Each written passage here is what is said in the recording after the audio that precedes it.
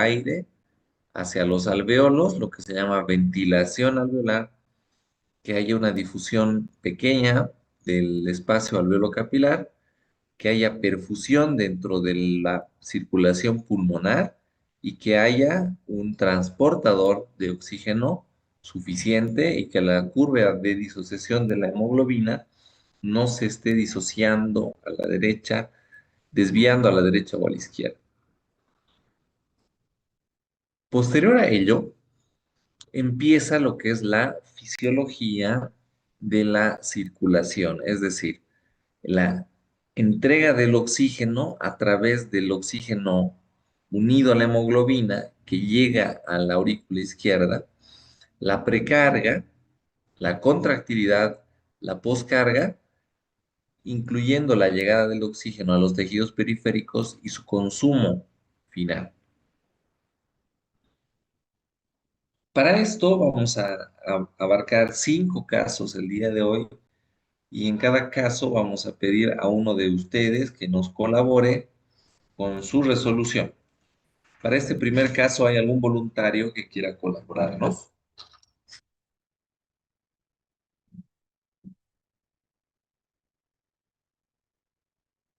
Adelante, algún voluntario.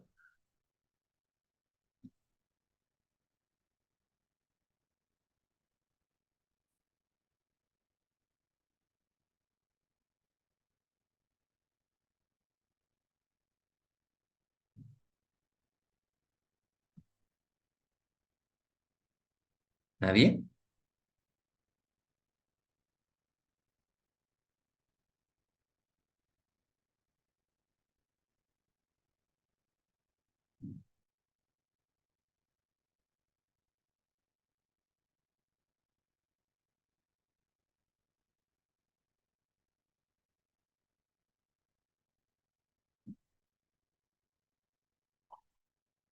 Gracias, Joel. Joel, tu colaboración consiste, no sé si vas a poder leer esta letra feíta de médico, pero en hacer un análisis de la atención de este paciente. Dame un segundito, voy a hacer una pequeña modificación en la diapositiva.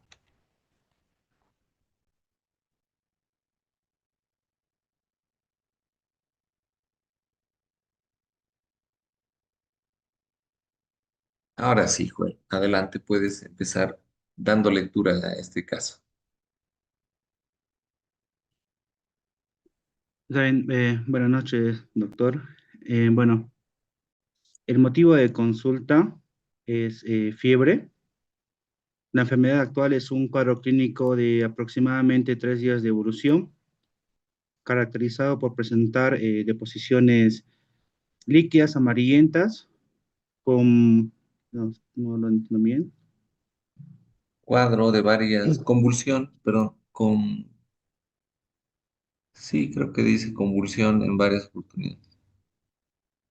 en varias oportunidades, en vómitos alimenticios acompañados de alzas Ah, térmicas no cuantificadas que ceden con la administración de paracetamol. El cuadro se exhausto, exacerba, exacerba con signos de deshidratación. Se presenta, ¿no? Que es dificultad respiratoria y un episodio eh, convulsión. de convulsiones, ¿verdad? Sí, convulsiones tónico generalizadas por el cual acude a lo que es el servicio de emergencias. El padre refiere que trabaja en la frontera, si no me equivoco, dice, frontera En la frontera de Oruro, de Oruro, y junto al paciente. junto al paciente, sí. Y al notar el mal estado general, acude, ¿no? A lo que es viene a la guardia en flota, creo que, Flota, y no acude a ningún centro de salud particular previamente. previamente. Antecedentes, el paciente es obtenido por un parto eutóxico prematuro y de 26 semanas de gestación. Está en mal estado general, pues si no me equivoco. Internado en Neo por, Internado en neo, ¿sí? parece, bronconeumonía, retinopatía del prematuro. Sí. ¿Qué te llama la atención de Y los signos vitales que están ahí aquí, marcados en círculo? sí, los signos vitales, una presión arterial de 30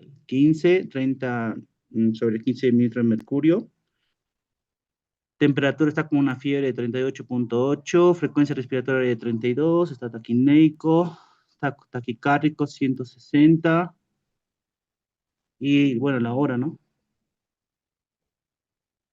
3 de la mañana. Y el peso de 6 kilos. 6 kilos y tiene 1 año, 3 meses. ¿Qué te parece este caso, güey? ¿De qué se tratará? Mm, ¿Te parece estable el paciente o inestable? no, doctor, está inestable, ya pasó 3 días, además de que ha nacido con prematuridad, ya tiene antecedentes de prematuridad, hospitalizado. Al, Bueno, al aquí momento de darte cuenta que está inestable, ¿tú lo calificarías como dificultad respiratoria, insuficiencia respiratoria, paro cardíaco, shock? aquí tendría que ver el paciente, ¿no? Pero por los signos vitales que presentas, Sí, puedo decir de que el paciente está con una dificultad respiratoria. ya. Sí, parece que sí. Y Pero bueno, muy bien, hay que ver al paciente. Es definitivamente cierto. sí, Vamos a además, pasar a la siguiente hoja y en la siguiente hoja está sí. la descripción de lo que vieron los médicos en el paciente, ¿ya?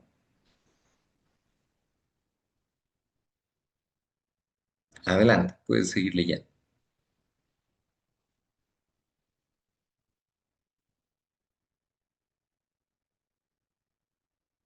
Está silenciado tu micrófono, Joel. Perdón, doctor.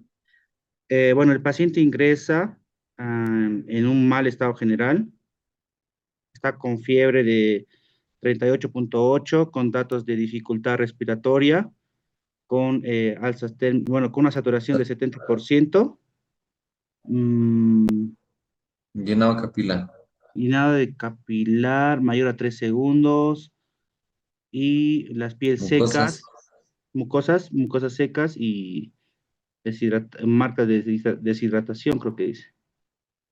ya. Cabeza, Bueno, el examen físico, normoencéfalo, sin deformidades, pupilas, fotorreactivas, tórax, la parrilla costal está visible con retracción intercostal, ritmo, creo que dice normal, no me equivoco.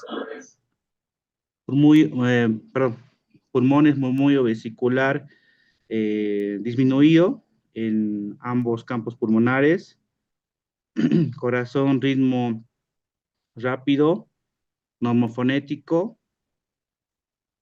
Después, abdomen está con ríos hidraéreos normoactivos, abombado, si no me equivoco, doctor, o depresible, blando depresible, blandos, depresivos. y extremidad con un trono y trofismo deprimido, llenado capilar, periférico débil.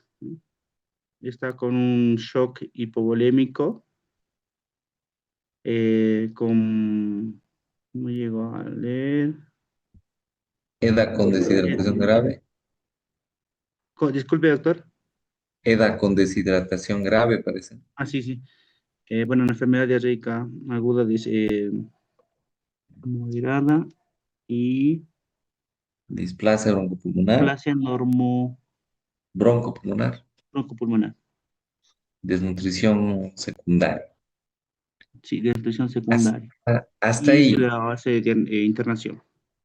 hasta ahí, siempre vamos a escribir al final, porque al inicio atendemos al paciente, ¿no? Le vemos, lo valoramos, pase señora, Recuéstelo, chicos, vengan a ayudar a un paciente con shock, licenciada, canalizarle una vía, ayúdame, doctor, poniéndole oxígeno por mascarita, le conectaremos el monitor, a ver, voy a pasar a valorar el ABCDE, ¿listo? Una vez que terminamos de estabilizarlo, perfecto, ahora sí, el paciente está estable, voy a hablar con la familia. Venga, señora, ¿qué ha pasado? Cuénteme. Hemos viajado desde Oruro, que la frontera, que 3 días, que vómitos, que diarrea, que convulsiones. Muy bien, muchas gracias. Hacemos el sample. Síntomas, alergias, medicamentos, historia patológica previa, último alimento y el evento que desencadenó el cuadro. Cuando hemos terminado de hacer eso, solicitamos exámenes, ¿no? En este caso, tal vez una gasometría, podemos pedirle tal vez una radiografía de tórax. Y en ese momento nos sentamos a escribir, ¿ya? Nos sentamos y escribimos recién. Suponiendo que no hemos escrito nada, Joel, y que recién estamos admitiendo al paciente, y después de hacer la valoración primaria, tú estás viendo a este paciente así, ¿qué medidas tomarías tú de inmediato?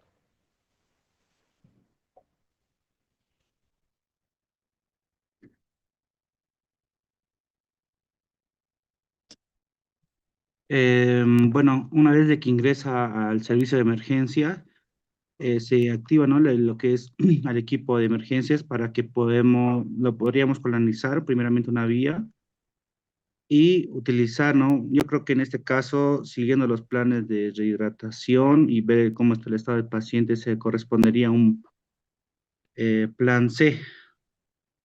Y bueno, además también le podríamos dar oxígeno porque está con una saturación baja.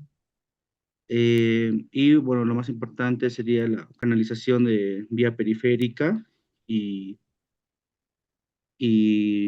pasarle lo que son líquidos según el plan C, que si no me equivoco, eh, es el peso por 100 ml la primera hora. La verdad es que yo no tengo idea, pero creo que era 50. No, la verdad es que no sé, no se utiliza el plan C en hospitales de tercer nivel y no se debería utilizar en ningún lugar. Así sí, Suponiendo que en este caso, Joel, 50. en este caso, el paciente empieza a convulsionar, no tienes vía, ¿qué harías?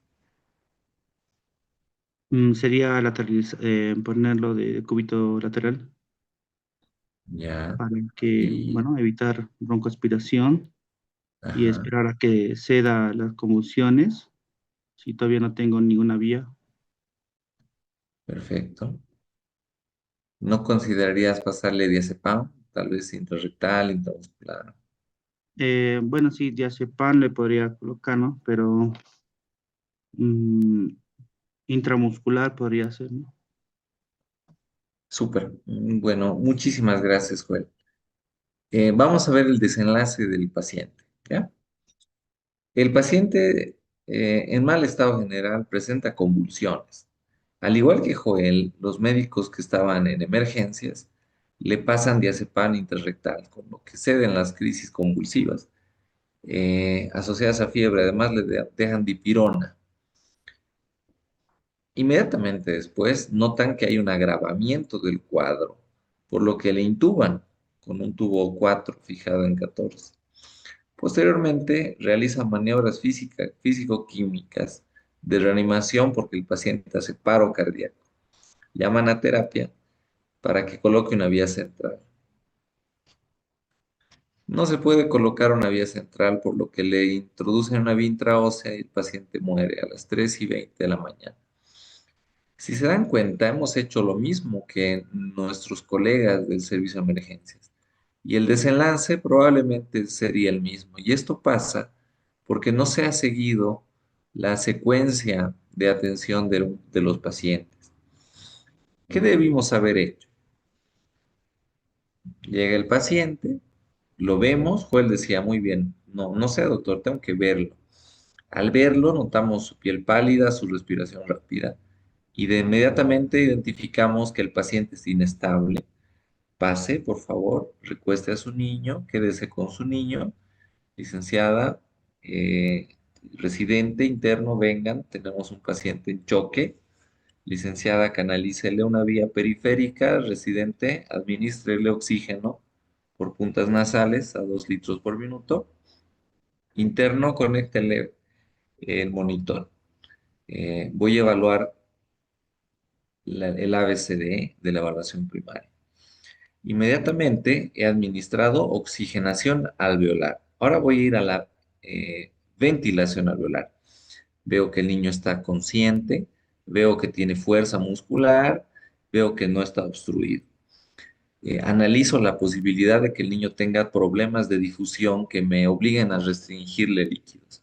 El niño es desnutrido secundario, así que voy a ir con calma. Voy a pasar bolos seguramente, pero en pequeña cantidad. Evalúo la ventilación y perfusión auscultando los pulmones del niño y midiendo la saturación. El niño satura 70%, tiene dificultad respiratoria y según el reporte también tiene crépitos. Debo mejorar la perfusión. Licenciada, ¿tienes una vía periférica? No, doctor, no tengo. Muy bien, vamos a evaluar la circulación del paciente mientras cambiamos de dispositivo a una mascarita con reservorio. Antes de pasar a la circulación, el paciente se ve pálido, seguramente. Vamos a considerar más adelante eventualmente una transfusión. Al evaluar la circulación interno, ¿cómo está la frecuencia cardíaca del paciente? Tiene 160. ¿Le has tomado la presión? No, doctor, tómale, por favor, mientras yo termino de revisar al paciente. Me fijo el llenado capilar, es de 3 segundos, lo que ya me habla más de 3 segundos, me habla de un problema de circulación, un shock. ¿Cuál es la presión? 30-15. Está en un shock y además está inestable. Licenciada, ¿pudiste canalizar la vía? No. Traigan una aguja para punción. Vamos a hacer una punción intraósea. Llega la aguja, puncionamos nosotros. Le pedimos a la licenciada, por favor, pesa 600, administrele volumen. Como es desnutrido, 60 ml por kilo en bolo. Y pasamos a la valoración y al manejo del shock. No voy a hablar más, porque de eso se trata la clase de hoy. La clase de hoy consiste en hacer lo mismo de la clase de ayer, más los siguientes pasos de la estabilización circulatoria. Y bueno, tal vez el paciente fallezca de la misma manera, pero hemos hecho el tratamiento sistemático. El tratamiento sistemático nos ofrece los mejores resultados. Si es que el paciente murió, se cumplió con todos los pasos y evaluaciones sistemáticas necesarias. Fíjense que si el paciente convulsiona en este punto, no le vamos a dar todavía benzodiazepinas y no lo vamos a intubar ahorita, porque ni siquiera tenemos vía para poderle pasar adrenalina si hace paro cardíaco. Entonces vamos a terminar de estabilizar la circulación y recién vamos a pasar a estabilizar el aspecto neurológico. La primera causa de muertes en niños son las causas respiratorias. La segunda causa de muertes son las causas circulatorias debido a choque. Leucemia, septicemia es igual a choque séptico. Entre los dos matan 15 niños. Solo la neumonía mata 16. Y si le sumamos el COVID que está abajo, mataría 18, el 22% de los niños. La segunda causa de muerte es circulatoria. Y bueno, los niños, a diferencia de los adultos, no se mueren de una manera súbita. El niño se enferma 3 días después, 4 días después, 5 días después, su enfermedad ha evolucionado a un shock o una falla respiratoria. En ese camino hemos tenido oportunidades de diagnosticarlo varias veces. Una vez que el paciente está en falla respiratoria o falla circulatoria, es cuestión de minutos para que llegue al siguiente nivel de disfunción multiorgánica, que es la falla cardiopulmonar. Cuando hay una falla cardiopulmonar, es decir, cuando no circula sangre en el pulmón, estamos ante un paro cardíaco inminente. Y esto es cuestión de segundos. Y fíjense que muchas veces nosotros desencadenamos el paro. En el caso pasado, intubarlo desencadenó el paro con toda seguridad y pasarle diazepinas, benzodiazepinas también contribuyó a desencadenar el paro. Ahora vamos a hablar de definiciones. ¿Qué es el shock? Si la insuficiencia respiratoria es un insuficiente intercambio de oxígeno y dióxido de carbono, la insuficiencia circulatoria o el shock es una insuficiente entrega de oxígeno y nutrientes a los tejidos. Es cuando falla la distribución o la circulación. Pero aquí hay un componente, diríamos, necesaria para mantener las funciones vitales. Es decir, podemos aportarle al organismo oxígeno y nutrientes, pero si no son los necesarios para mantener las funciones, igualmente estamos ante una falla circulatoria. Y esto puede darse cuando hay un desequilibrio entre estas dos letras. VO2 es el delivery de oxígeno, la entrega de oxígeno. Y VO2 es el consumo del oxígeno. Si no hay equilibrio en estos dos componentes, estamos ante un inminente estado de falla circulatoria llamado shock. Y bueno, acá meteríamos otro componente más, fíjense. Si el paciente está bien, le llega a la aurícula sangre oxigenada casi al 100%. Cuando el paciente bombea la sangre por el ventrículo izquierdo y circula, la sangre retorna a la aurícula derecha con una saturación de 75%, lo que quiere decir que todo el cuerpo ha extraído cerca del 25% del oxígeno. Esta extracción de oxígeno refleja de manera indirecta lo que nosotros denominamos consumo de oxígeno VO2. Esta fórmula ya la hemos visto en la anterior clase. Es la fórmula en la cual podemos calcular el contenido arterial de oxígeno basándonos en una constante multiplicada por la hemoglobina y la saturación. Ahora, la entrega de oxígeno, es decir, la cantidad de oxígeno que ponemos disponible para nuestro organismo, es igual a la concentración arterial de oxígeno multiplicada por el gasto cardíaco, CO, cardiac output, en esta imagen. Entonces, estaríamos añadiéndole a nuestros pasos previos de ayer un nuevo componente hoy, el gasto cardíaco. Nos concentramos donde dice Oxygen Delivery, DO2. Oxygen Delivery tiene dos componentes, que el primero es oxigenación de la hemoglobina dada por la concentración arterial de oxígeno y la segunda flechita va hacia cardiac output, que es el gasto cardíaco, cuya fórmula es la frecuencia cardíaca por el volumen latido. Y el volumen latido está en función de la precarga, la poscarga y la contractilidad. Y eso es lo que vamos a abordar. Ahora nos vamos al otro lado.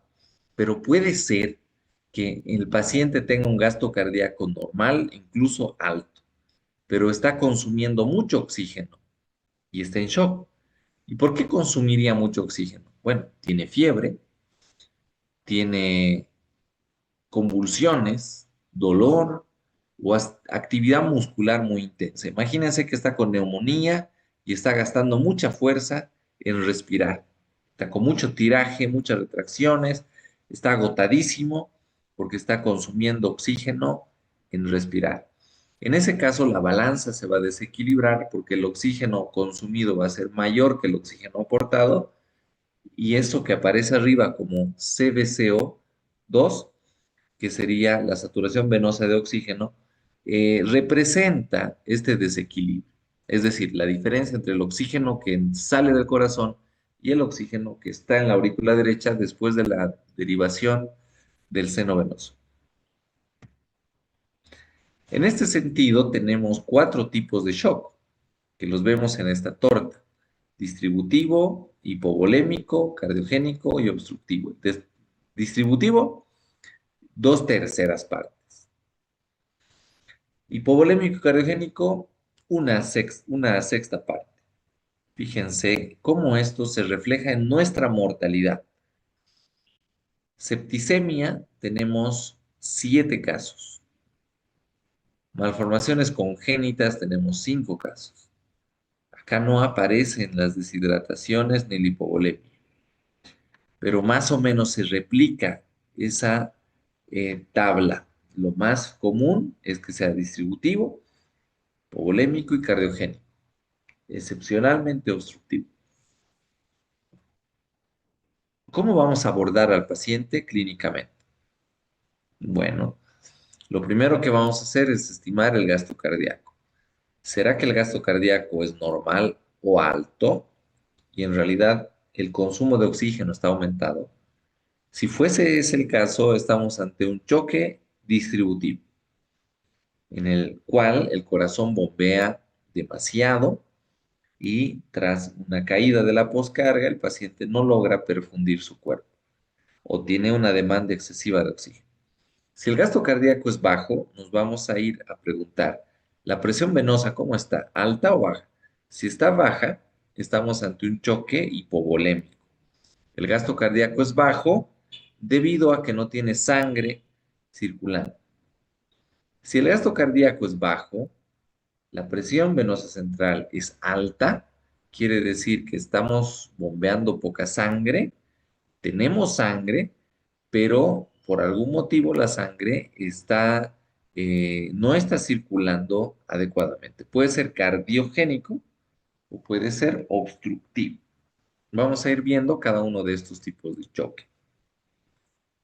En el paciente con un choque de tipo distributivo, el principal problema es que se ha perdido la resistencia vascular. En estos pacientes puede haber otro componente además, que es el consumo aumentado de oxígeno. Un paciente séptico, está inflamado, su actividad eh, fuera del aparato cardiovascular está consumiendo mucho oxígeno, tiene afectación hepática, renal, neurológica, el paciente tiene fiebre, está reparando muchos tejidos lesionados, está exigiéndose metabólicamente mucho, entonces consume mucho oxígeno. Si el paciente tiene el gasto cardíaco normal, pero no abastece, lo que va a ocurrir es que puede fugarse el líquido a terceros espacios por una falla endotelial que generaría un síndrome de fuga capilar, o podría haber perdido el tono muscular, las arterias, debido a bradicininas o debido a lesiones directas. También podría ocurrir que el corazón se vea lesionado por el aumento del requerimiento de oxígeno. Todo esto lleva a que el paciente dilate sus arterias y el flujo sanguíneo disminuya. En el choque hipovolémico pasa algo que no es muy parecido. El paciente, a pesar de tener un gasto cardíaco caído, bajito, hace el esfuerzo de distribuir la sangre al cerebro, corazón y pulmones, redistribuyéndola. Esto a través de una vasoconstricción severa. Al redistribuir la sangre, le quita sangre a la piel, al intestino y a los riñones. Esto hace que la poscarga esté aumentada. Cuando la pérdida de volumen es muy crítica, también afecta la contractilidad.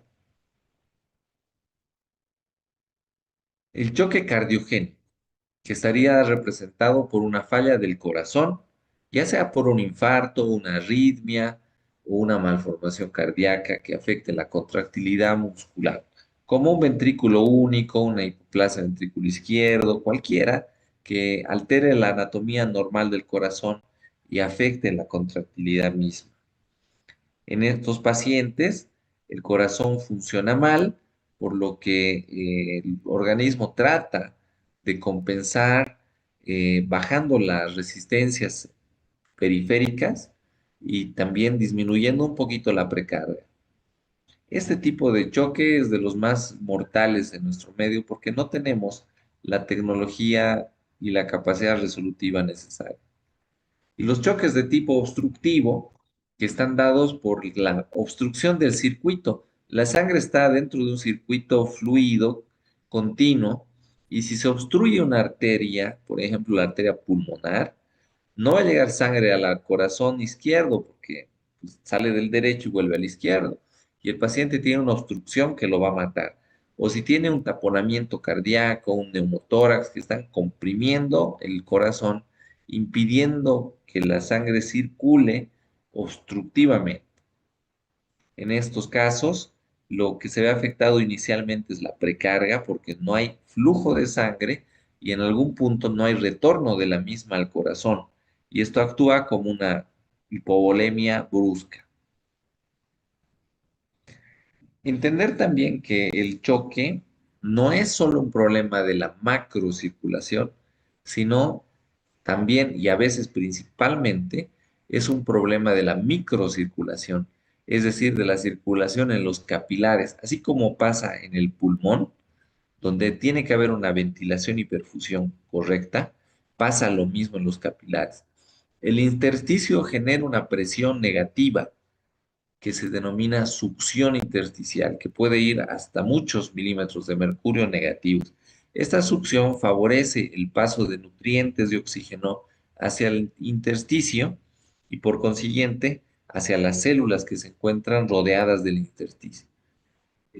Los capilares, para poder cumplir esta función, tienen que tener un flujo laminar, es decir, como se ve en la imagen, un circuito continuo en el que pasa en los 12 milímetros, micrómetros que tiene el capilar, pasa el eritrocito y alrededor del eritrocito está el glucocálix endotelial que lo hace circular de manera lenta. También los capilares tienen como característica tener colaterales. Si se fijan, son una red interconectada de vasos. Y eso permite que tengamos la capacidad de reclutamiento capilar.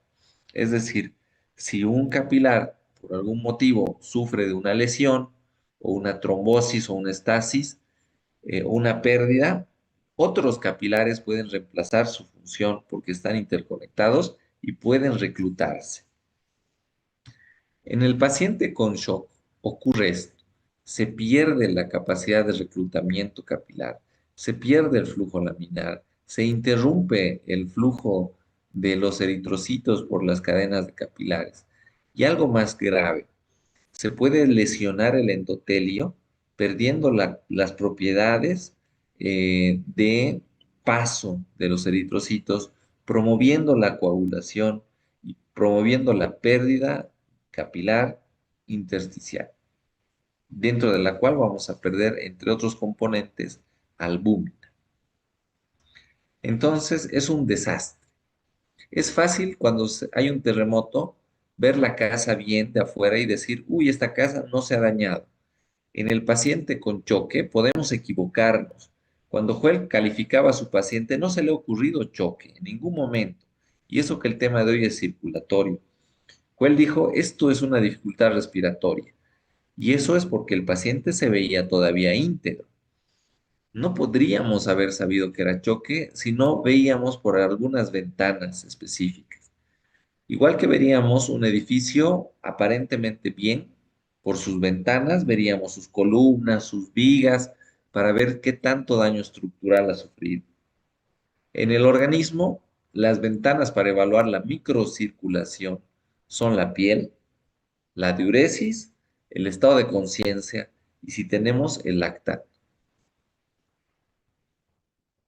Repetimos lo mismo siempre, en todo momento, ya sea quemadura, TEC, choque, insuficiencia respiratoria, fiebre, dengue, chikungunya, siempre las mismas evaluaciones en los mismos pasos para todos los pacientes, sin excepción. Y como decíamos en la anterior clase, es como entrenarnos para jugar una final en la que siempre vamos a hacer el pase a la derecha, vamos a hacer el centro y vamos a meter gol, siguiendo exactamente el mismo esquema. Entonces, la primera evaluación, que es el triángulo de evaluación pediátrica, nos permite ver un paciente con alteración de la conciencia, de la perfusión y de la respiración, considerándolo inestable. Podemos aplicar lo que se llama VIP Rule, que son 3 intervenciones en el paciente con shock, siempre y cuando sea un shock descompensado. Pero ¿cómo vamos a saber si es un shock descompensado?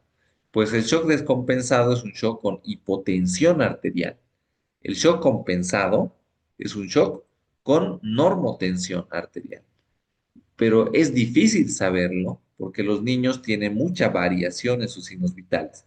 Mira, si hay un niño de 13 años que tiene frecuencia de 80, cardíaca de 80, ese valor de 80 para el niño de 13 años está súper bien, pero 80 para un niño menor de 3 meses diríamos que está bradicárdico. Un neonato que tiene 160 diríamos que está normal, pero 160 en un niño de 2 años ya está taquicardia. Entonces la presión es igual. Hay presión por edad, presión por hombre y mujer, y se deberían aplicar tablas para decir normal o no normal. Pero estas tablas no están disponibles en todo lado. Se llaman tablas de Brussels.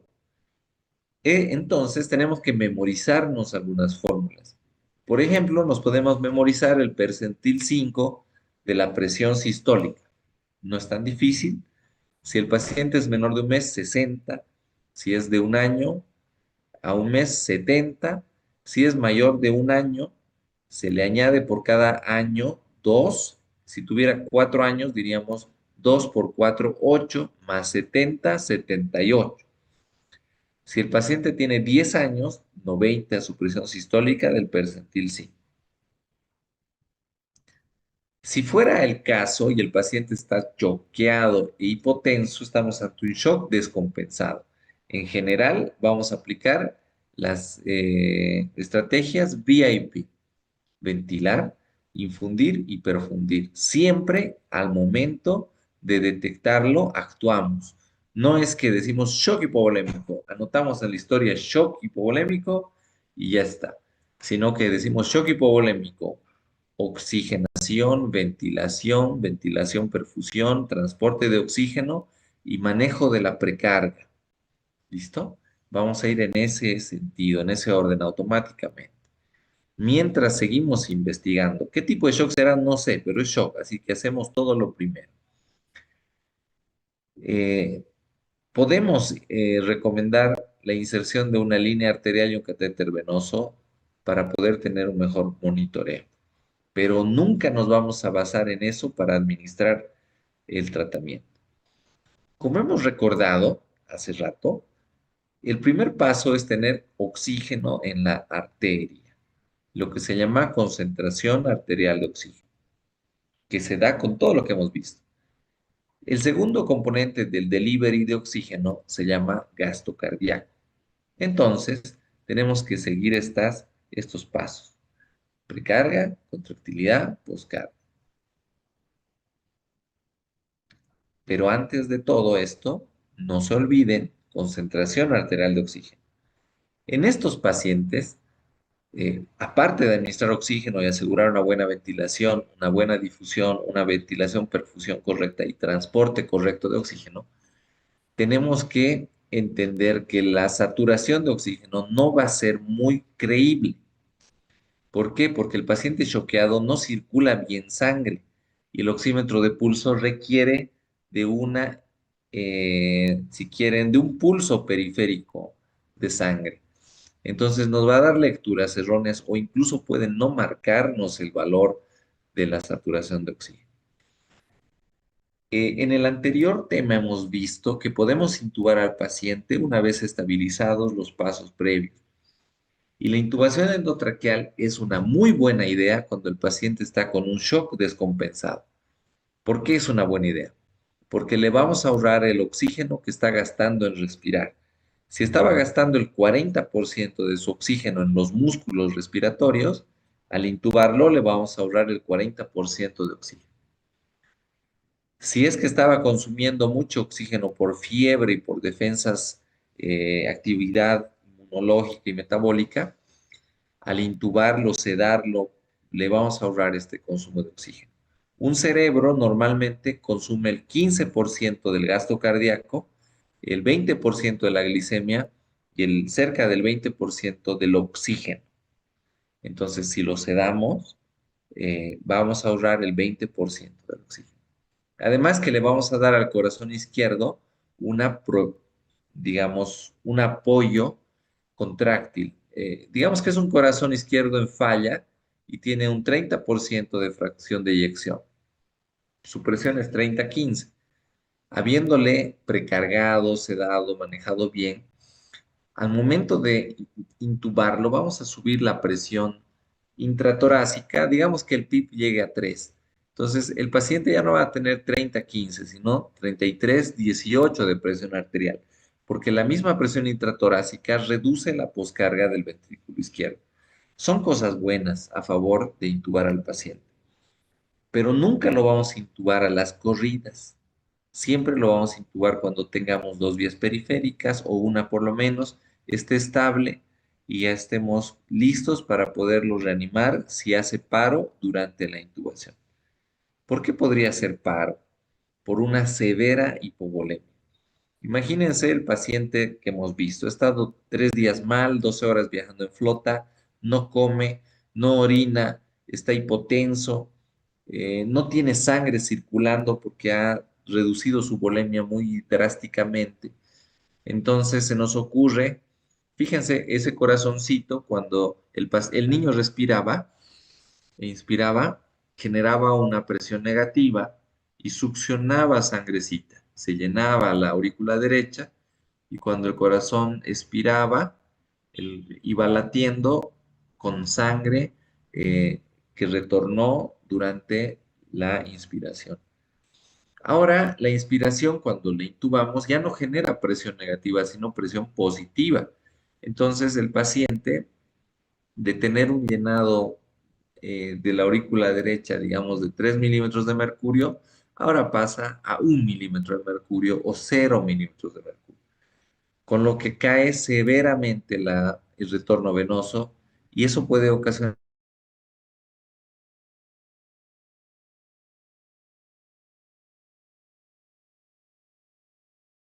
entonces, hace paro.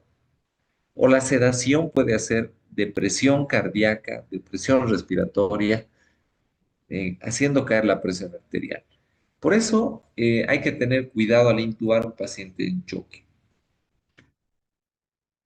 La letra I del manejo del paciente en shock, en general, no estamos hablando de shock hipovolémico, cardiogénico, obstructivo, sino inmediatamente identificamos el shock, lo tratamos, independientemente qué tipo de shock sea. Estas medidas son generales. Resucitarlo con fluidos es uno de los pilares de la reanimación del choque.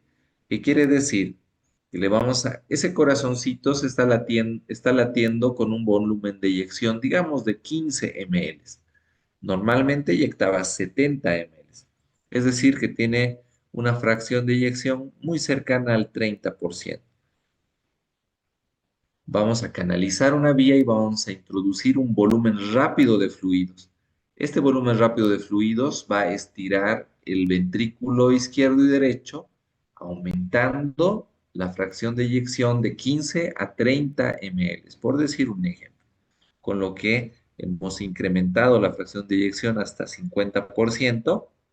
Además, que no se olviden que mientras más se estira la fibra cardíaca, con más fuerza se contrae, lo que se llama mecanismo de Frank-Starling. Y el objetivo es llegar a la meseta de la curva de Frank-Starling. Y esto se hace a través de una precarga de 10 a 20 ml por kilo. Pero bueno, acá hay una pregunta. ¿Todos responden? La respuesta es no todos responden. Entonces, después de la primera carga que se llama challenge, o si quieren desafío de fluidos, evaluamos si respondió o no respondió. No al principio, le damos la carga y después valoramos, decimos, respondió, ha mejorado su frecuencia, ha mejorado su perfusión, ha mejorado su presión, ya, una más. Si no respondió, pasamos a la siguiente etapa que son drogas vasoactivas.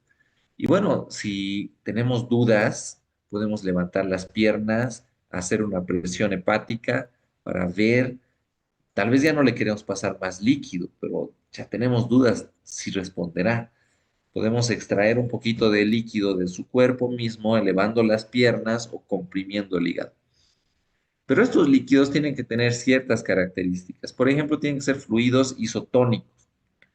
No vale dextrosa, no vale glucosalina. Puede ser Ringer fisiológico o albúmina al 5%. Tienen que ser administrados en bolo, rápido.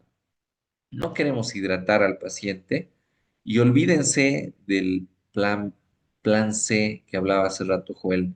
Eh, no existe en la literatura desde hace muchísimo tiempo. Sí es posible que nos hayan enseñado eso en la universidad, pero hay que aprender a desaprender. Eh, la tasa de velocidad no es en una hora, como se decía hace años atrás. Decían 50 ml en una hora. Pero imagínate esperarte una hora para reanimar un choque. Se muere el paciente 10 veces en una hora. Entonces, la tasa de velocidad es en bolo rápido. Y el objetivo es no pasarnos de 30 ml por kilo. Ese es el tope. En bolos de 10 o un bolo de 20 y otro de 10.